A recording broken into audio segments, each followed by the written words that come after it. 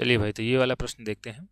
ये प्रश्न कह रहा है कि भैया सिद्ध कीजिए कि साइन 30 गुणे कॉसेक 30 गुणे टैन 30 इसका जो मान होगा वो 1/√3 के बराबर होगा। ठीक भाई, तो चलिए LHS ले लेते हैं। LHS यानी कि बायां पक्ष ले लेते हैं। बायां पक्ष क्या है? साइन 30 और गुणे कॉसेक 30 और गुणे टैन 30, है ना। अब इन सब का मान रख लेते हैं। तो साइन 30 का मान क्या होता है? 1/2। कॉसेक 30 का मान क्या होता है? साइन का उल्टा कॉसेक होता है, तो यहाँ पर ये हो जाएगा 2/1, है ना। और टैन 30 का मान क्या होता है? 1/√3।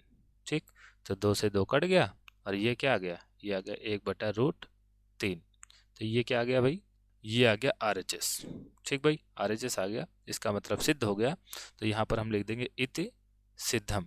इसका मतलब भाई ये सवाल सही कह रहा था कि अगर हम साइन 30 कॉसेक 30 का गुणा करेंगे और टैन 30 का गुणा करेंगे तो ये 1/√3 के बराबर आएगा। ठीक है, और एक मजे की बात मैं आपको बताता हूँ कि जब कभी भी साइन 30 और कॉसेक 30 आपस में मल्टीप्लाई होंगे, यानी कि कोई भी थीटा हो और उसका उल्टा थीटा, यानी कि साइन और कॉसेक जब भी आपस में मल्टीप्लाई होंगे, लेकिन शर्त यही है कि इनका थीटा क्या होना चाहिए?